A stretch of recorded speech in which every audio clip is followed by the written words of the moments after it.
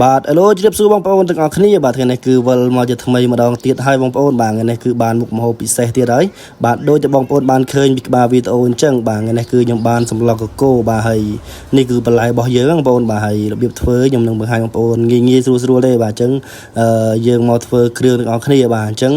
មុនដំបូងបាទគឺយើងមានបន្លែមានអីហើយគឺយើងមកបុកគ្រឿងរបស់យើងណាបងប្អូនបាទគ្រឿងយើងបុកខ្លួនឯងទេដើម្បីឲ្យវាឈ្ងុយឈ្ងប់ឆ្ងាញ់អញ្ចឹងទៅបាទហើយនេះគឺអង្ករលីងបងប្អូនបាទគឺសម្លកកកូយើងមិនអាចអត់អង្ករលីងបានទេតែពិតខ្ញុំទិញគេមកគឺមានអង្ករលីងទេប៉ុន្តែគាត់ថាវាអត់សូវឈ្ងុយអញ្ចឹងណាបាទអញ្ចឹងយើងយកមកលីងខ្លួនឯងបុកខ្លួនឯងទៅដើម្បីឲ្យវាចាប់ជាតិបាទហើយនេះបាទនេះគឺបន្លែរបស់យើងបាទគឺធម្មជាតិសុទ្ធតែម្ដងបាទគឺស្លឹកបាសបាទអញ្ចឹងខ្ញុំបេះតាមលបងទេបងប្អូនអើយបាទហើយ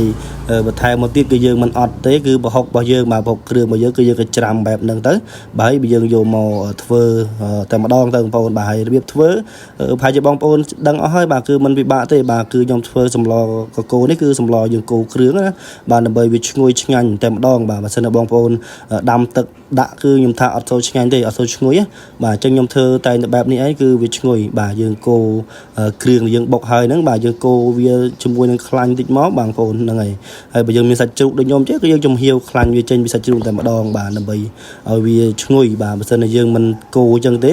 បាទដាំទឹកដាក់អីហ្នឹងបាទគឺមិនសូវជាឆ្ងាញ់ទេបាទខ្ញុំធ្លាប់ធ្វើអត់ឆ្ងាញ់ទេអញ្ចឹងខ្ញុំមានតែធ្វើបែបហ្នឹងឯងនាងបងប្អូនឃើញទេបាទយើងកូរវាចុះឡើងបែបហ្នឹងមកយើងថែមស្ករថែមអីដើម្បីឲ្យវាឈ្ងុយឈ្ងប់អញ្ចឹងទៅបាទបានយើងបន្ថែមជាមួយនឹងទឹកត្រីបន្តិចទៅបាទដើម្បីឲ្យវា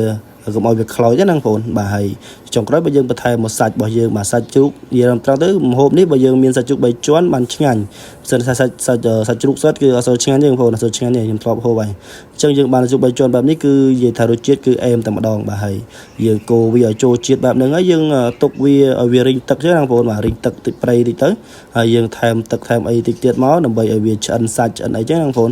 បាទហើយគ្រឿងក្រៅគឺយើងថែមតាមចំណង់ចំណូលចិត្តរបស់យើងតែម្នាក់ទៅបាទគឺយើងថែមអំបិលប៊ីចេងស៊ុបអីចឹងទៅបាទយើងបន្ថែមឲ្យវាចាប់ជារសណាបងប្អូនបាទហើយនិយាយទៅមុខម្ហូបនេះគឺខ្ញុំចូលចិត្តមែនទេបងប្អូនបាទចូលចិត្តខ្លាំងតែម្ដងបាទហើយបន្ទាប់ពីសាច់យើងឆ្អិនហើយបាទយើងបន្ថែមជាមួយនឹងបន្លែរបស់យើងតែម្ដងហើយយើងអត់ទាន់បានដាក់អង្ករលីងទេណាបាទយើងថែមសាច់ពេលដែលវាទឹកយើងថែមទឹកនឹងរៀងឆ្អិនសាច់ហើយគឺយើងដាក់ជាមួយនឹងបន្លែរបស់យើងដែលយើងបេះហ្នឹងបងប្អូនបាទយើងដាក់បែបហ្នឹងឲ្យវារៀងស្លោកបន្លែបន្តិចទៅបន្ទាប់មកទៀតបានយើងដាក់ជាមួយនឹងអង្ករលីងបាទដើម្បីឲ្យវាកាន់តែឈ្ងុយបាទហើយមុខម្ហូបនេះគឺខ្ញុំចេះពីម៉ែខ្ញុំដែរបងប្អូនបាទម៉ែខ្ញុំរៀនតាំងពីក្មេងៗហើយនិយាយថារសជាតិវិញគឺទទួលយកបានបងប្អូនបាទគឺឆ្ងាញ់ណាបាទហើយតាមពិតទៅឥឡូវនេះបើសិនជាយើងដាក់បន្លែរឹងចូលមុនក៏បានដែរប៉ុន្តែខ្ញុំដាក់ទាំងអស់តែម្ដងហើយនេះបាទចុងក្រោយនេះបើយើងថែមជាមួយនឹងអង្ករលីងណាបងប្អូនបាទអង្ករលីងនេះយើងដាក់កាន់តែច្រើនកាន់តែឆ្ងាញ់បាទព្រោះសម្លកកូគឺយើងត្រូវការអង្ករលីងយើងច្រើនបើសិនបងប្អូនដាក់តិចពេកក៏អត់សូវឈ្ងុយដែរបាទសូវឈ្ងុយទេបាទអញ្ចឹងខ្ញុំដាក់បែបហ្នឹងហើយយើងកូរវាចុះឡើងដើម្បីឲ្យអង្ករលីងយើងហ្នឹងវាចាប់ដើមឈ្ងុយបាទព្រោះអង្ករលីងយើងលីងថ្មីបែបនេះបាទធានាបាទគឺឈ្ងុយឈ្ងប់តែម្ដងណាបងប្អូនបាទហើយកន្លែងនេះបើសិនបងប្អូនកូរយូរពេកក៏អាចធ្វើឲ្យខ្លោចដែរបាទអញ្ចឹងយើងអត់កូរយូរទេហើយនេះក្មួយខ្ញុំគិតបីអាជីនាងវងដើម្បីដាក់ចុងក្រោយបាទបន្ទាប់មកទៀតនេះគឺយើងថែមទឹកថែមអីទៅណាបាទនៅពេលដែលអង្ករលិចយើងឈ្ងុយយើងថែមទឹកបាទលិចបន្លែលិចអីទៅនៅពេលដែលទឹកនឹងពុះទៅគឺវាឆ្អិនដែរបងប្អូនបាទឆ្អិននឹងរសជាតិគឺឆ្ងាញ់ហើយយើងភ្លក់ទៅហើយបើសិនបងប្អូនខ្វះរសជាតិណាមួយទៀតបងប្អូនបន្ថែមតាមចំណង់ចំណូលចិត្តណាបាទហើយខ្ញុំក៏ថែមលឹកបាសថែមអីក្រោយទៀតបាទលឹកបាសយើងបន្ថែមក្រោយហើយចុងក្រោយគឺយើងបន្ថែមជីនឹងវងមិញឯង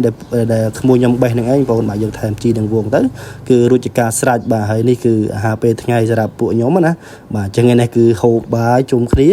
បាទហើយនេះបាទគឺសម្លកកូមចានធំនេះគឺបាទគឺជ្រះតែម្ដងបាទបងប្អូនមើលទៅខ្ញុំចូលចិត្តហូបមែនទែនគឺសម្លកកូនឹងឯងបាទដោយសារវាបន្លែហើយវាឆ្ងាញ់តែម្ដងបាទចឹងវីដេអូនេះគឺមានតែប៉ុណ្្នឹងឯងបាទគឺអត់មានអីច្រើនជាងនេះទៀតទេហើយក៏អរគុណដល់បងប្អូនទស្សនាវីដេអូមួយនេះហើយបើសិនបងប្អូនចង់ធ្វើអីបាទសាកធ្វើលើទៅបាទគឺធានាថាឆ្ងាញ់បាទអញ្ចឹងចុងក្រោយបាទអរគុណបាទសូមជម្រាបលាបាទបាយបាយ